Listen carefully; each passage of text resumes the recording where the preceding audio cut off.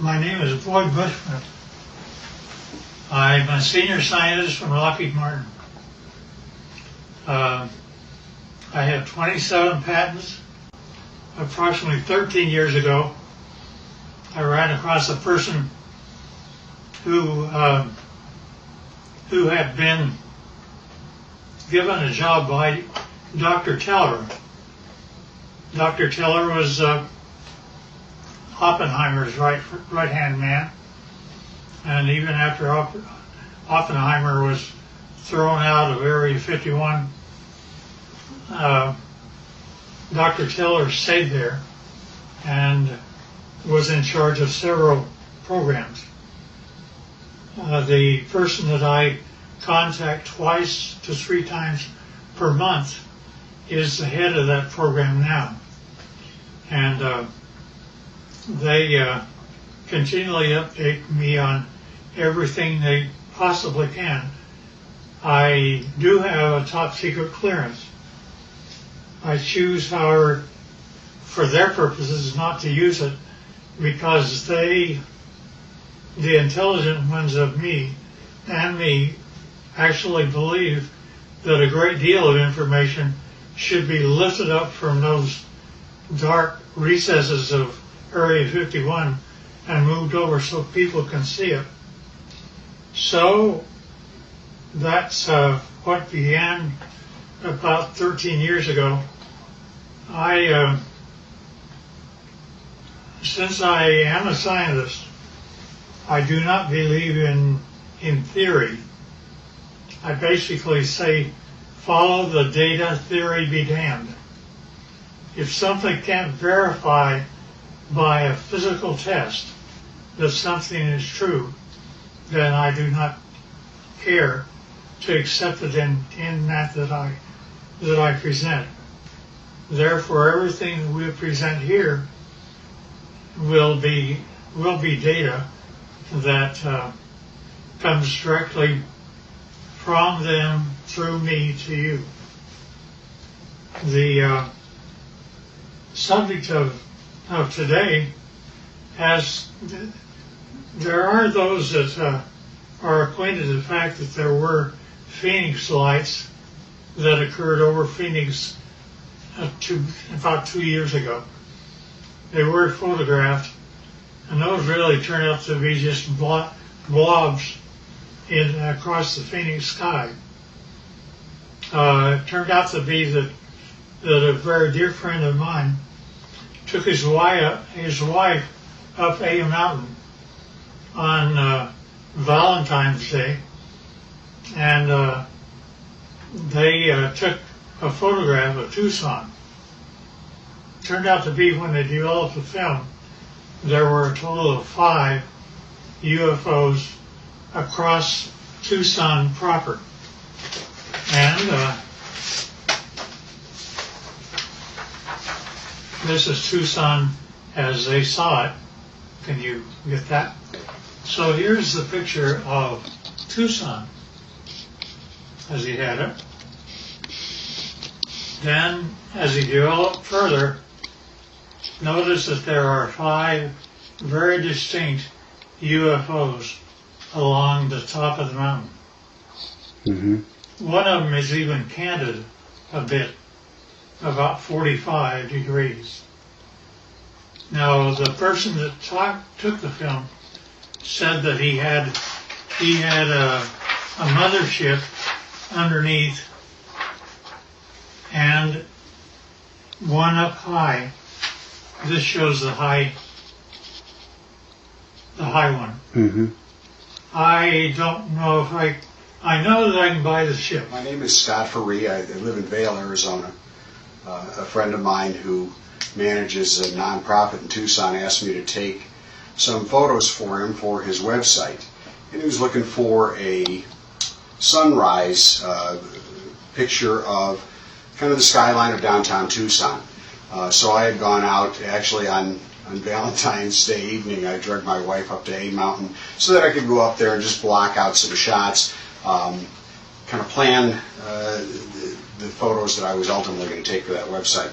And so we got up on A Mountain just as the sun was setting. I set up my Canon 40D on a tripod, opened the shutter up fully. I really wasn't looking for picture quality. I was, like I said, I was looking to block out where I wanted to set the camera and the angles that I wanted to take. And so I started to click off some photos, and I had these set with a timer release on the shutter so I didn't get any camera vibration because the sun was starting to set. We were running into fairly low light. And I took, I don't know, it was probably 6 or 8 pictures. I figured I'd had enough that I could take a look at tomorrow, take a look at the next day and decide what I liked. So we went out to dinner that night, went home the following day. I uploaded these photos onto my laptop, and I noticed some lights that I really didn't expect to see up above the Santa Catalina Mountains. And upon closer inspection, and as I really ran out the contrast in the photo, I ended up with something that I still can't explain to this day. This is the original photo, and these lights were showing up just over the top of the mountain. I took a second photo probably 5 or 6 seconds later, as long as it would have taken for me to reset the timer.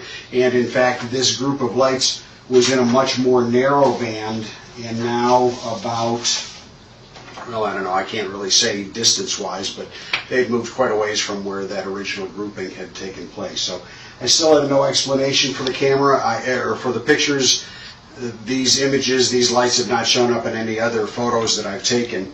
I'm at a loss as to what they might be, and certainly curious as to where those lights came from. They certainly are very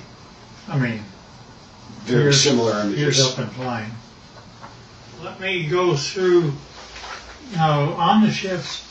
In order for me to believe it, I had to get blow-ups, and so here are 2 of them, which is blown up much higher. And I think I have one that, yeah, you can see the 45-degree candidate UFO. Now see, the only reason that I bought everything that he said is because my people have been feeding me for 13 years pictures, not only pictures of just plain pictures, but I gave them assignments, being a senior scientist, and they got a picture of up close and personal. This is a UFO which is ready to take off, and it is very up close. And they inform me that there are 3 elements which the UFO is contained. One is telluride, the other is germanium, the other is palladium. I did not say a metal once.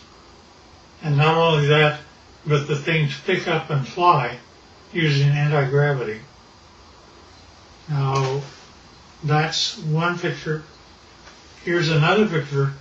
In this case, the UFO is not turned on, ready to fly. Therefore, it only shows on the upper part of it. And generally, it's white on the underside when power is applied. Here's also another of the same order. Now, these UFOs are 38 feet in diameter, and it was rather surprising to me, since I actually physically gave them my camera. They took this picture as a UFO was departing. Within one flick of my camera, they got 3 UFOs. That's real. And yeah, we don't know why either.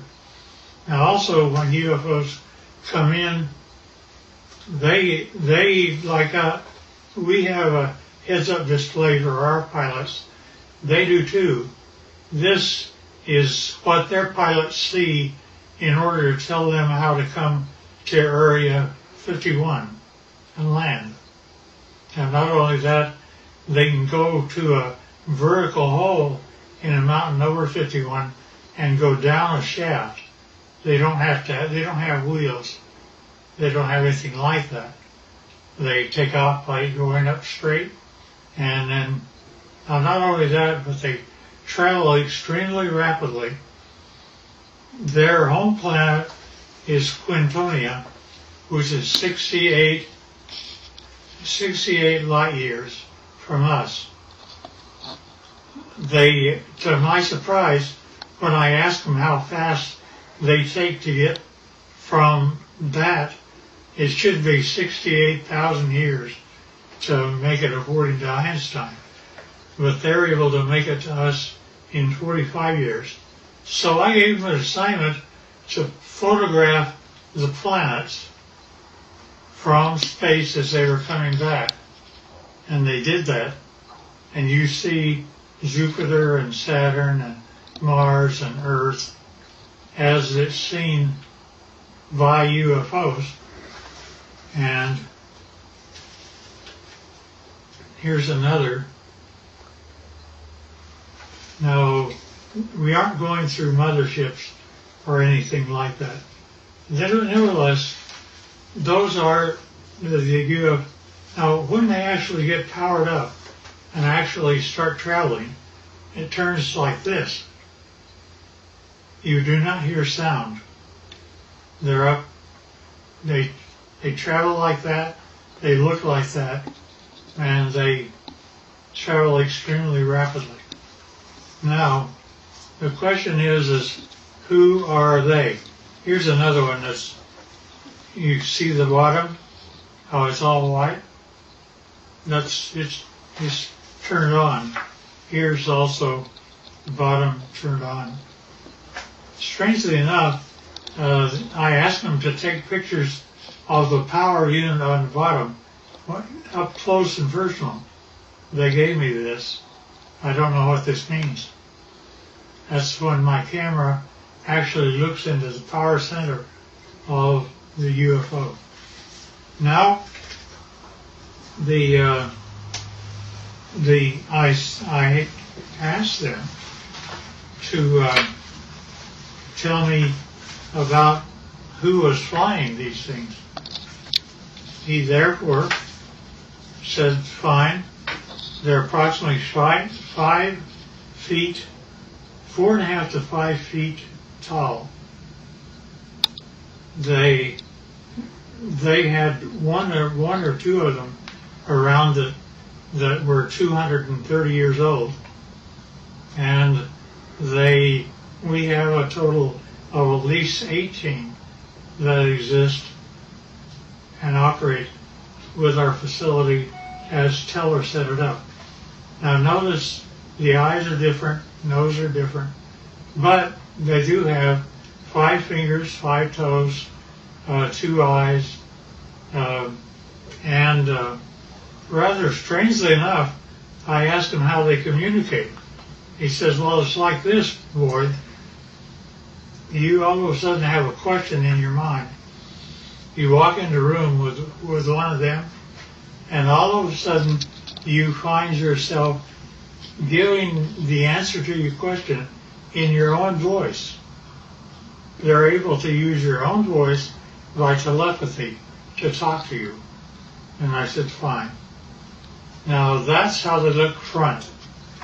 But when you turn around and look at the back, it's like that. Now notice that they have 3 backbones. They're actually cartilage. Nevertheless, it's a much more efficient system as ours. They also have 3 ribs in their system rather than more. This is also the back side of an alien. Here's a 45-degree look.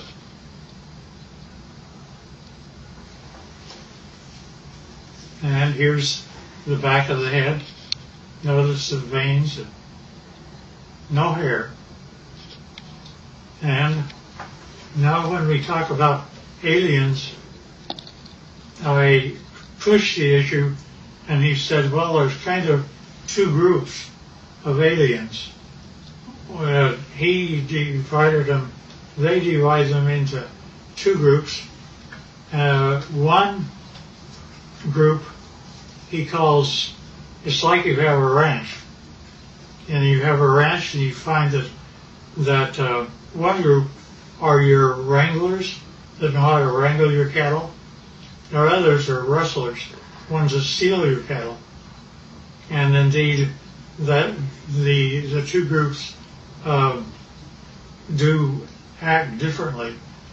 To the ones that are wranglers are much more friendly and have a better relationship with us. Here's the other side of the alien too. Now also notice that their feet, where they have 5 toes, the toes are joined together like a frog, and yet they are dissimilar. Now there was a surprising occurrence, and that is my friend had one of them that was a friend, and he died here. And 10 days after his death, I was out visiting my buddy who's in this picture. And if you look very close, you can see that his friend is in spirit form and right over his left shoulder. You can also see that the fingers are long, that there is something. We have an expression that basically say when a person dies, they stay around their body for 3 days and then go off, and they basically have the same thing that happens to them.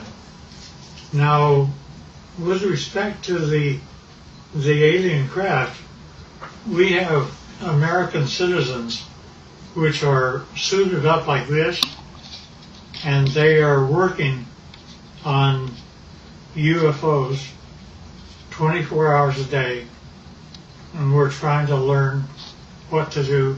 These are 2 guys, 2 American citizens, and they're trying to protect themselves against germs and things like that. And here's another view of them. And here's another one.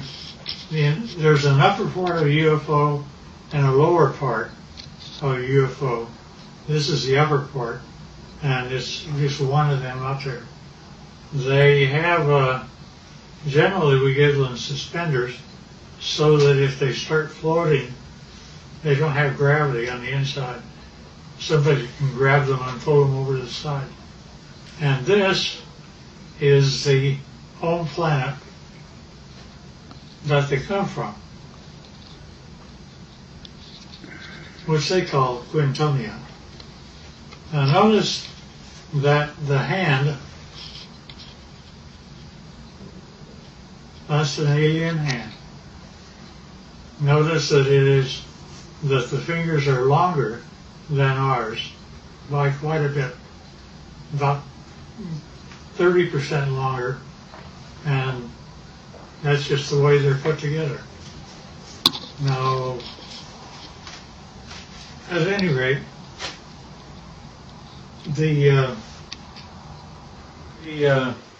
this process that introduced me directly or indirectly to Dr. Teller's work with the group that still is in charge of Area 51 and equivalent, turned out to be a doctor, very, very fine gentleman. And I was carrying on a conversation with him. He saw how the subject was going, so he simply said, well, you need to know what I did one day. And I said, okay. He said, I was in the process of doctoring a pilot who was a test pilot, a Navy test pilot for the United States government. And it was 1947. said he began, I don't know if it's a drug I had him on or what was occurring, but he basically told me that the radar group, had found a blip out over New Mexico, and that they would like to assign me to go out and check it out. So he said, fine, I'll do that. And he got the fastest airplane that existed then, which was propeller at the time. And it was fully armed and all the rest of those things. Nevertheless, he was out flying, and he found the item, and he immediately communicated back, and he said, I wish authority, first of all, I want you to tell me, are there any other airplanes flying? Are there commercial or anything else around other than he and I? Said, just the two of you. And he said, fine. Second thing I want to know is, do I have authority to shoot it down? I said, why do you want authority to shoot it down? He says, because I am flying the fastest thing that the United States can make, and he's beginning to leave me. Therefore, I know he's either a friend or an enemy, and if he's leaving me, he's an enemy. Therefore, I wish authority to shoot it down. The commander said, fine. He granted him authority. He pulled in. He shot him down. He came down. He flew past and saw that there was a road on the one side of a fence area. He came down and landed his airplane. Hard to do, but he did. And then he cut across the fence. One of them, the door was open. One of them was out walking around. But he didn't care about that. He cared about what the vehicle was.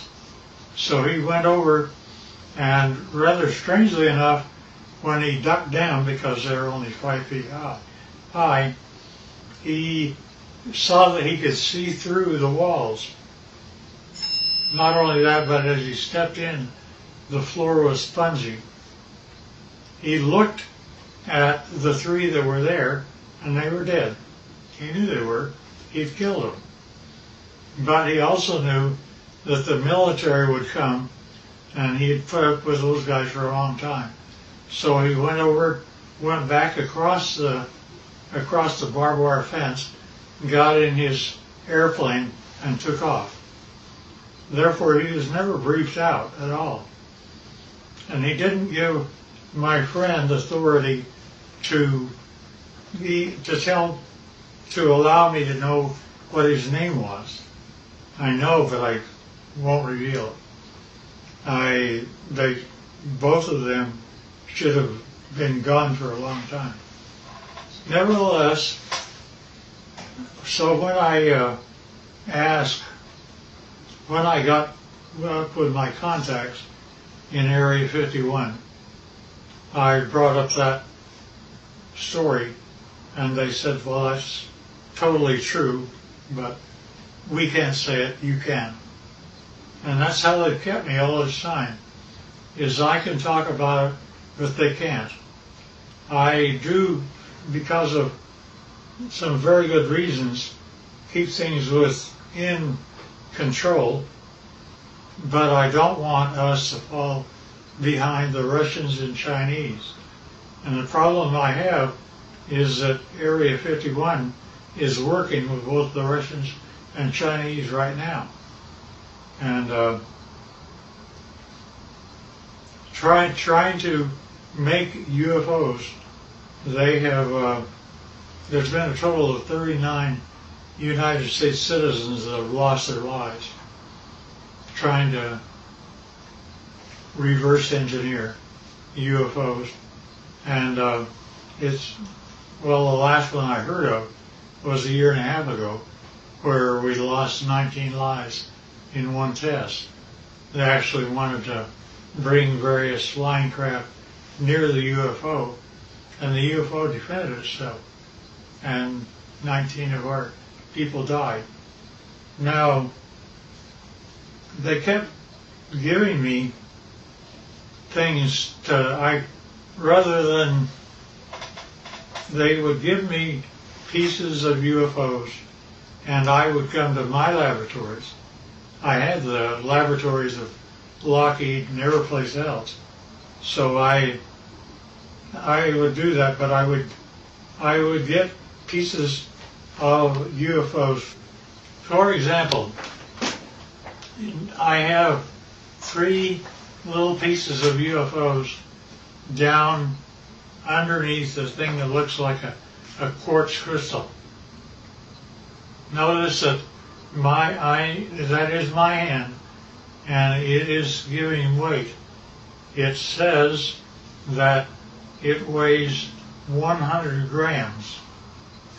Now, without those 3 items, when I take the UFO material away, notice that the 3 UFO items are gone.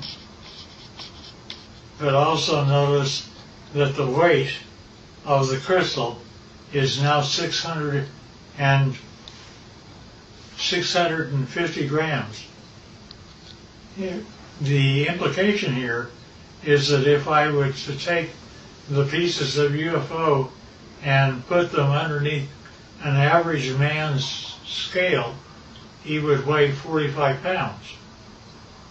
Basically, they're working in anti-gravity, and therefore our effort is anti-gravity.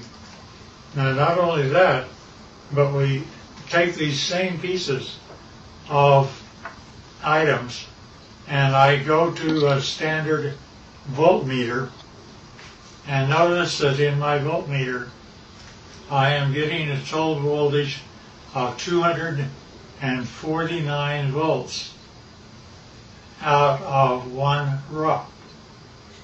piece of UFO.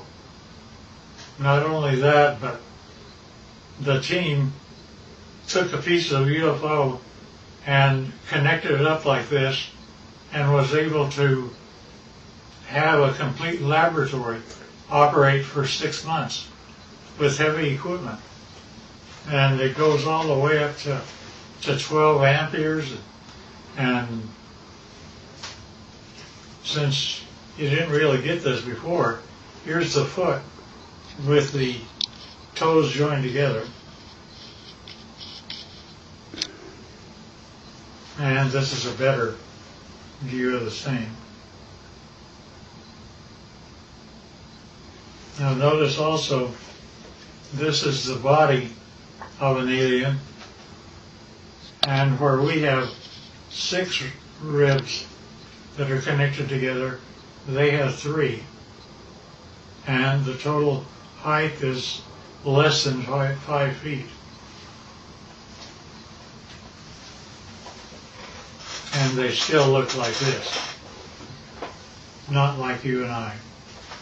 Nevertheless, so we're able to obtain voltages and anti-gravity, and anti-gravity appears several ways, which is rather unique and nice. Scotty talked about UFOs. I basically said, yeah, I understand, because here is what Area 51 was giving to me since the year 2000 and beyond. Notice it's recent, and we have one triangle, then we have 1, 2, 3, 4, 5, and we have one that's 150 feet across, if not larger. And each one of these are separate documentation of UFOs that were photographed and taken across the world from 2000 the year 2004. Now, when you actually get what that all means, is a UFO, when it's white on the underneath side, is ready to fly like that. And it's anti-gravity, that's the reason you don't hear anything. But when it's just parked means just floating in air. It could be above your house, like this, and this. This turns out to be the heads-up display that the aliens see of how to go to Area 51 and store their craft. Nevertheless, this is what the craft looked like. That's how they change power.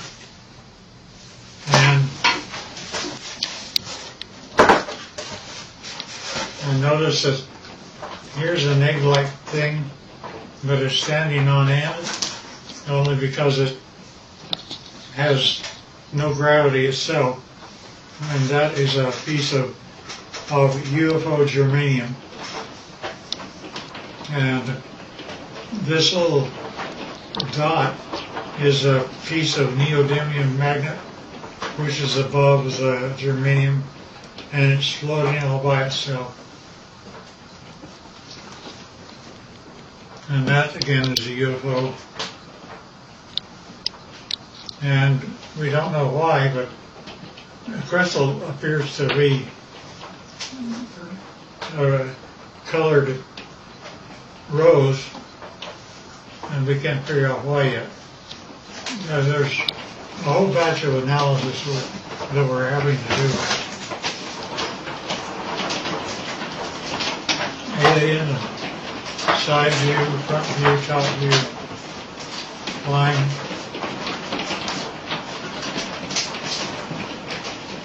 And that's the power center of palladium in the middle of the craft.